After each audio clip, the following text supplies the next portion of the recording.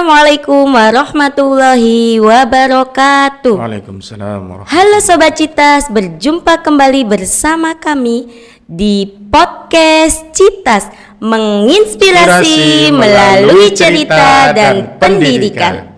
Sobat Citas, pada episode kali ini kita akan membahas tema yang sangat dekat dengan anak-anak madrasah ibtidaiyah, khususnya pada bulan suci Ramadan, yaitu kiat anak madrasah ibtidaiyah agar puasa maghrib penuh tanpa mengeluh. Puasa bagi anak-anak tentu menjadi proses yang sangat luar biasa. Tidak hanya belajar menahan lapar dan haus, puasa juga belajar bersabar, belajar tentang disiplin dan keikhlasan. Untuk membahas topik ini, kita telah kedatangan narasumber yang begitu istimewa, yaitu Bapak Muhammad Ilham Fatahillah, Sarjana Agama. Beliau adalah salah satu guru agama di MI Citra Taman Siswa. Assalamualaikum Pak Ilham. Waalaikumsalam Bu Im. Bagaimana Pak Ilham kabarnya? Alhamdulillah baik Bu Im. Alhamdulillah. Terima kasih Pak karena sudah berkenan hadir untuk berbagi pengalaman dan cerita di podcast kami. Iya, sama-sama. Langsung saja Pak Ilham ya. Menurut Pak Ilham nih, mengapa penting bagi anak-anak madrasah ibtidaiyah untuk belajar berpuasa sejak dini? Iya, penting sekali Bu Im. Untuk melatih anak-anak bahwasannya puasa itu wajib. Sebagaimana diajarkan anak-anak di madrasah ibtidaiyah bahwasanya puasa Ramadan itu merupakan rukun Islam yang keempat. Ya, sesuai dengan ayat Al-Qur'an surat Al-Baqarah ayat 183. Kemudian Bu Im, puasa itu juga bisa menyehatkan jasmani dan rohani kita. Ya, Pak. Kemudian puasa juga bisa menambah semangat ibadah sosial kita dan ibadah ritual kita. Gitu banyak ya Pak ya, manfaat puasa. Lalu Pak, apa saja sih Pak tantangan yang biasanya dihadapi oleh anak madrasah ibtidaiyah saat menjalankan puasa hingga waktu maghrib? Karena biasanya anak-anak itu kan masih belajar hanya puasa duhur gitu Pak ya. Iya, tantangannya Bu Im yang jelas yang pertama menahan lapar. Nah, seringkali saya melihat ketika bulan puasa anak-anak itu terasa lapar ketika siang hari. Nah, ini perlu diantisipasi, perlu dipelajari oleh orang tua dan guru. Kemudian yang kedua Bu Im, yakni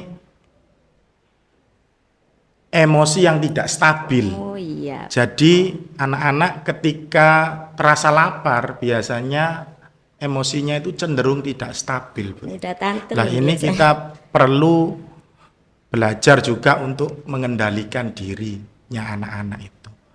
Kemudian sulit untuk makan sahur ketika dibangunkan itu. Ya. Kemudian juga anak-anak juga cenderung tergoda ketika melihat temannya ada yang tidak berpuasa. Mungkin itu Bu Im yang saya tahu. Masya Allah. Lalu Pak Ilham, apa saja ya Pak ya kiat sederhana agar anak-anak kita itu kuat puasa maghrib tanpa mengeluh? Ya, kiat sederhananya pertama, orang tua perlu menyediakan makan sahur yang bergizi bagi anak-anak Bu Im. Dan minum air putih yang cukup. Nah, itu juga saya sering diingatkan dulu sama orang tua saya, agar ketika sahur makan bergizi dan minum air putih yang cukup. Kemudian anak itu cenderung emosinya tidak stabil tadi. Nah, saya sering melihat anak itu mudah marah dan menangis. Nah, ini guru perlu mendekati, kemudian memberikan pengertian bahwasannya puasa itu melatih kesabaran kita dalam beribadah. Nah, kemudian anak itu juga cenderung malas ketika dini hari itu makan sahur. Nah, ini bisa diantisipasi orang tuanya ketika malam hari itu agar tidak tidur terlalu malam. Nah, kemudian anak juga cenderung tergoda. Anak juga cenderung tergoda melihat ketika ada temannya yang tidak berpuasa. Maka dari sini orang tua juga perlu memilihkan lingkungan yang tepat bagi anak, yang mana di situ teman-temannya juga teman yang benar dan mau berpuasa Ramadan. Nah, kira-kira begitu Bu Ibu. Oh, iya, Pak. Lalu Pak, bagaimana sih Pak peran orang tua dan guru dalam mendampingi anak-anak agar tetap semangat dalam berpuasa? Peran orang tua dan guru itu sangat berpengaruh Bu Im dalam mendampingi anak-anak berpuasa. Pertama, karena orang tua dan guru itu menjadi teladan bagi mereka. Jadi berikan keteladanan yang baik untuk anak-anak kita. Nah, jangan sampai kita menyemangati anak kita berpuasa, malah kita tidak semangat berpuasa atau malah tidak berpuasa. Ini sudah nggak benar, Bu. Kemudian di awal Ramadan, guru dan orang tua perlu membangun komitmen anak, membuat schedule harian. Apa saja aktivitas anak dari bangun tidur hingga anak-anak tidur lagi. Nah, ini untuk mengontrol kedisiplinan anak-anak selama bulan Ramadan ini, apakah puasa sebulan penuh dan kegiatan positif apa saja yang dilakukan mereka. Sangat berperan Pak ya. Iya, sangat berperan penting. Lalu Pak, apakah ada Pak ya kegiatan positif atau kebiasaan baik yang bisa dilakukan anak-anak MI agar puasa maghribnya itu tetap semangat dan lebih menyenangkan? Ada Bu Im. Nah, ketika sholat subuh itu kalau bisa jangan tidur lagi.